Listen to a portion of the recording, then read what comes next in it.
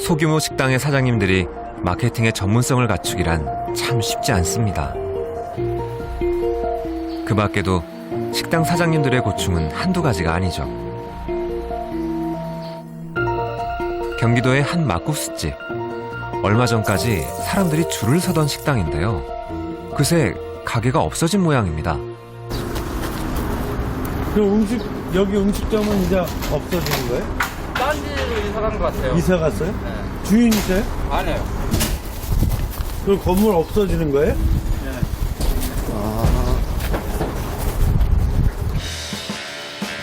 잘 나가던 식당이 왜 없어진 걸까? 주인이 이사 갔다는 동네를 찾아가 봤습니다. 개업 준비를 하고 있는 식당을 수소문한 끝에 사장님을 만날 수 있었는데요.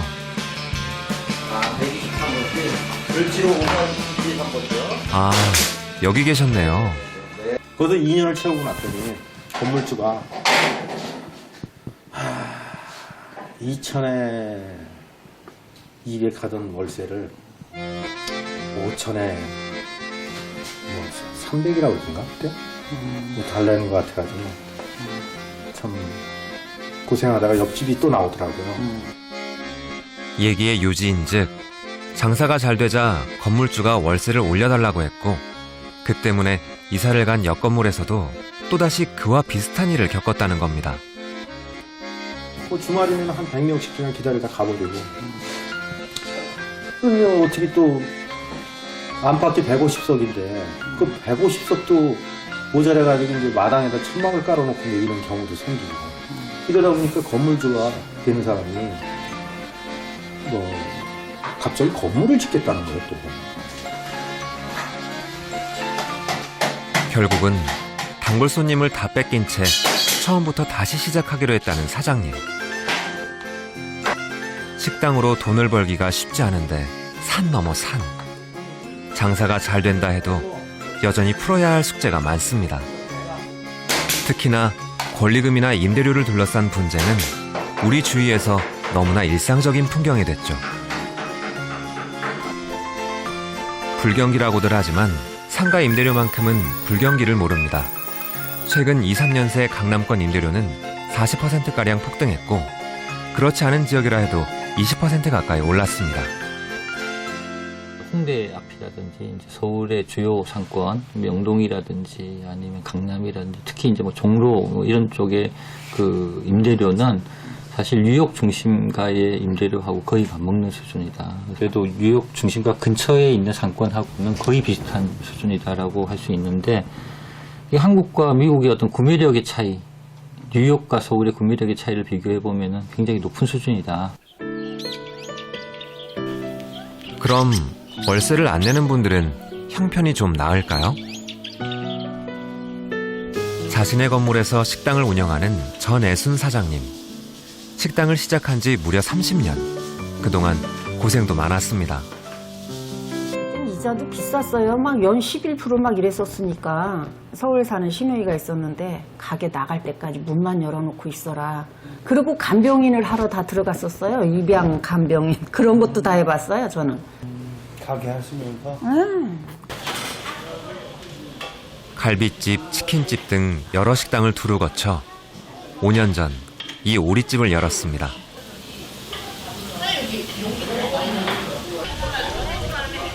가족 단위 손님이 많은 가게의 특성상 주말이 돼야 손님들 얼굴을 볼 수가 있는데요. 나 떨고 있나 봐. 자기가 아니고. 단골 손님인가 봐요. 네, 단골 손님이에요. 여기는 단골이 많. 거의 단골이에요. 유달리 식당에 애착이 강한 사장님. 손님들 때문에 울고 손님들 덕분에 또 웃습니다. 평상시엔 사장님과 주방 담당 2명이서 가게를 운영하는데요. 이렇게 바빠질 때면 지원군이 필요합니다. 우리 딸이요. 사장님이 도와주고. 네, 아플 때 갖고 와서 해줘요.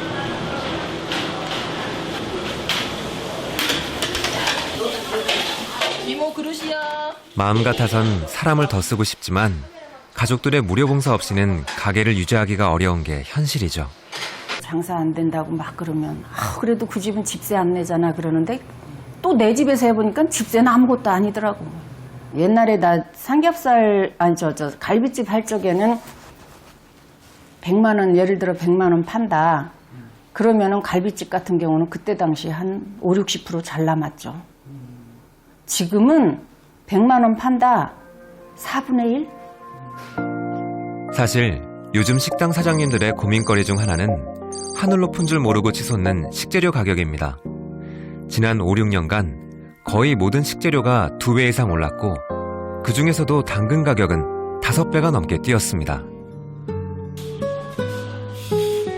그러다 보니 늘 아등바등 한숨 돌릴 겨를이 없습니다.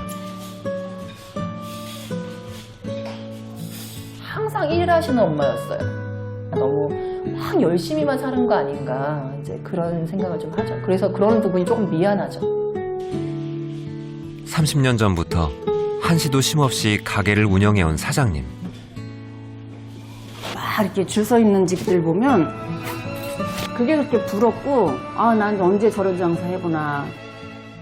돈이 없어서 엄마한테 돈 부탁하면은 아버지가 그랬어요. 이 빚은 은행 돈은 토요일도 없고 일요일도 없단다. 그 생각. 돌아가셨는데 그게 무섭더라고요. 지금도 장사 안 되면 빚질까봐 겁나요. 아직도 뭐 크게 여유 있고 그런 건 아닌데. 노후에 자식들에게 의지하지 않고 살아갈 수만 있다면 족하다는 사장님.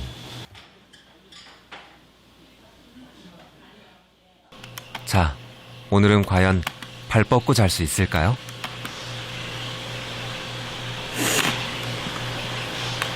$66만 50만 원 넘었네. 일주일에 2번인데요. 이번 주에 50만 원 넘은 게 두 번째. 조금 더 팔았어야 되는데. 마치셨는데 개원하십니까? 네, 개운해요. 이 정도만 해도 만족해요.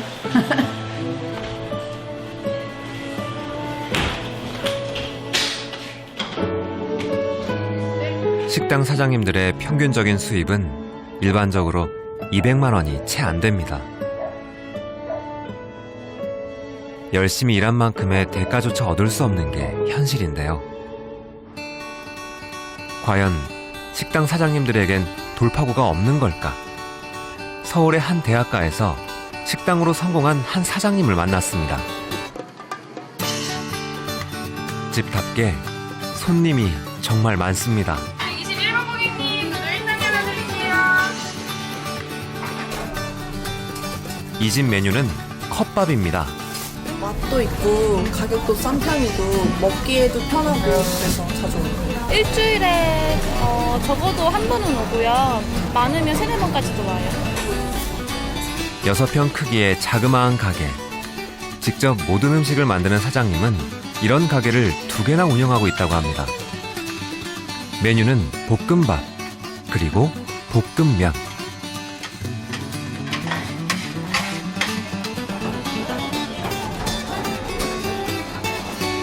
먹기에 간편하고 또 푸짐하다는 점 때문에 젊은 대학생들에게 인기가 많은데요. 매운맛도 있고 해서 중독성이 있고요. 3,500원 이렇게 하나 먹으면 배도 부르고 친구들이랑 학교 다니면서 먹을 때는 빨리 먹어야 되고 시간도 없고 또 돈도 그렇게 항상 많이 쓸 수 있는 건 아니니까. 무엇보다 3,500원이라는 착한 가격. 그리고 입맛에 맞게 맛을 조절할 수 있다는 것도 큰 매력이죠.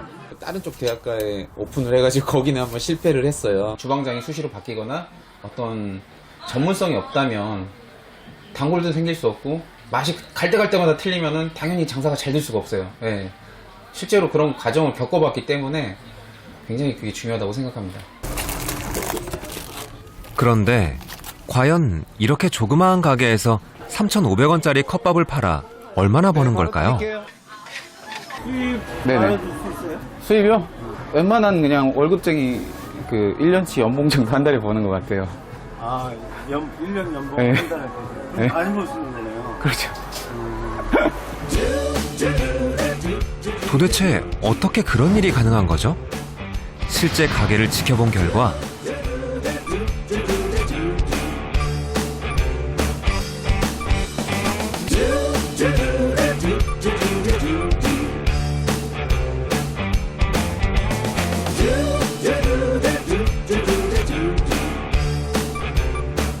놀랍게도 수업이 없는 일요일인데도 불구하고 손님 수가 258명.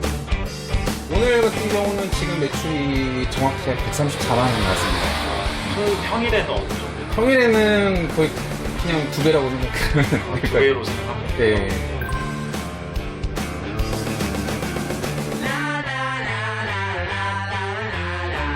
주인이 가져가는 이익이 3분의 1, 그다음에 재료비가 3분의 1, 그다음 나머지 3분의 1은 인건비, 임대료, 기타 잡비.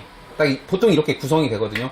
근데 그 정도 구성이 나온다는 거는 매출이 어느 정도 됐을 때 한 2,500에서 3,000만 원 정도는 나와야지 월. 만약에 그 이하로 떨어지게 되면은 인건비나 임대료는 거의 고정 비용이기 때문에 상대적으로 자기가 가져갈 수 있는 순이익이나 그런 건 떨어져요. 반짝이는 아이디어로 학생들의 입맛을 사로잡은 컵밥. 작은 가게, 최소한의 인건비, 깐깐한 제품 관리로 나이 40에 성공에 이른 고정호 씨. 과연 그가 생각하는 식당의 성공 비결은 무엇일까요? 아무래도 작은 규모로 시작하면 리스크가 적죠. 투자금이나 전반적인 직원 운영도 그렇고. 실패해도 타격이 없다. 그렇다면 뭐 괜찮은데 보통은 그렇지 않잖아요. 대출 받고 자기 돈 끌어오고 처음이시면 좀 작게 차려서 이렇게 경험을 좀 쌓아서 장사가 잘 되면 천천히 넓혀가는 방법이 좋은 것 같아요.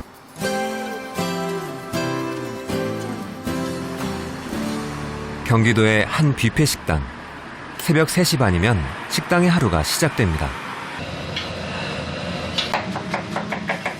뷔페 식당을 연 지 오늘로 사흘째.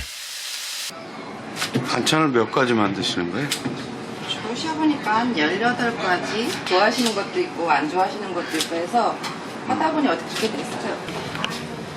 김치에서 튀김까지 모든 메뉴를 김순옥 씨와 제부 최영범 씨가 만들고 있습니다. 이른 새벽부터 강행군을 하지 않고서는 도무지 해낼 수 없는 일인데요. 두세 사람 역할을 혼자서 해내려다 보니까 집사람 같은 경우는 어저께 일하는데 코피가 나는 정도인지 모르고 근데 좀 짠하더라고 마음이. 왜 사는지도 모를 정도로 이래 살아야 되나 생각에. 드디어 점심시간이 시작됐습니다. 애를 쓴 덕분인지 개업을 한 지 얼마 되지 않았는데도 손님들이 꽤 많습니다.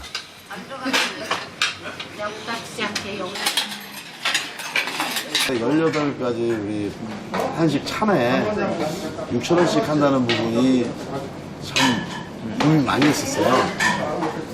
7,000원씩 하자니 이렇게 좀 이렇게 소비가 잘 안 될 것 같고 6,000원 하자니 너무 타산이 안 나오는 부분이고 했는데 한번 시작을 했던 이유가 주변에 보시면 어르신들이라든가 노인정이라든가 또 연세만 혼자 사시는 분들이 꽤 많아요. 6,000원이라는 저렴한 가격 덕분에 손님은 많지만 몸은 고달픕니다. 인건비를 줄이기 위해 45평 규모의 한식 뷔페를 4명이서 운영하는 상황. 하루 종일 눈코 뜰 새 없이 바쁘죠. 밤 11시는 돼야 짬이 납니다. 이렇게 앞으로 매면 되지 얘들아. 그래 다음에 와. 나도 편하게. 왜 오지 말라 그러신 거예요? 친구들 적응이 마음 안 해요. 커서 움직이면은 애들이 별로 안 좋아할 것 같아. 나부터도 그럴 것 같아요. 가장 친한 친구가 이렇게 일한다 그러면 진짜 눈물 날 것 같아. 올해 나이 50. 아이들도 다 컸고 이제 인생을 좀 즐기고 싶지만 아직은 여유가 생기질 않네요.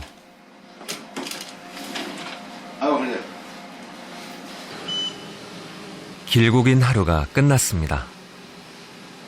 오늘 매출은 어떠셨습니까? 많지는 않았습니다. 아직 민판들이 많아서 이 정도면 좀만 노력하면 될 것 같습니다. 고된 노동을 감내하며 하루하루를 버티고 있는 한식 뷔페의 식구들. 아마도 많은 식당 사장님들이 바로 이분들처럼 살고 있지 않을까 싶은데요. 저는 긍정적으로 봅니다. 항상 뭔가 마음속에 바라는 것이 있으면 언젠가는 꼭 이루어지리라 생각되고 하고자 하는 목표가 있으니까 지금의 피곤함은 피곤함도 아닌 것 같아요. 즐겁습니다. 즐거운 피곤. 전문성을 가지고 전략적으로 식당을 운영해야만 살아남을 수 있는 시대. 그럼에도 불구하고 지금도 많은 사람들이 식당에 뛰어들고 있습니다. 먹고 살 길이 너무나 막막하기 때문이죠. 지금 70만 식당 사장님들은 묻고 있습니다. 과연 식당이 아니라면 무슨 일을 할 수 있을까요?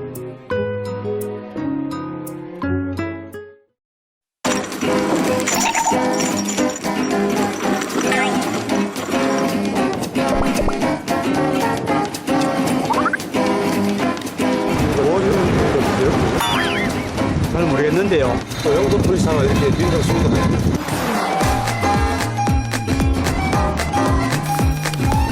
흑비꽃, 흑비가 되어주는 꽃이니까.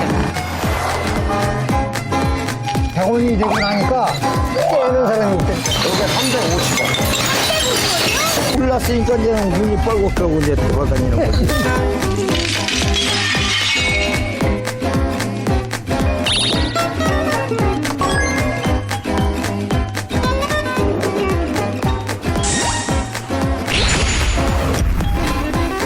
딕테이션이라는 말도 있듯이 저 보물찾기랑 똑같아요.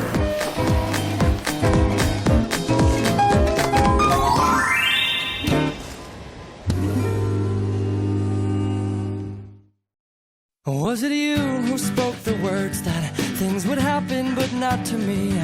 All things are gonna happen naturally. Oh, taking your advice, and I'm looking on the bright side and balancing the whole thing. Oh, but it oftentimes those words get tangled up in lines, and the bright light turns to night. Oh, until the dawn it brings another day to sing about.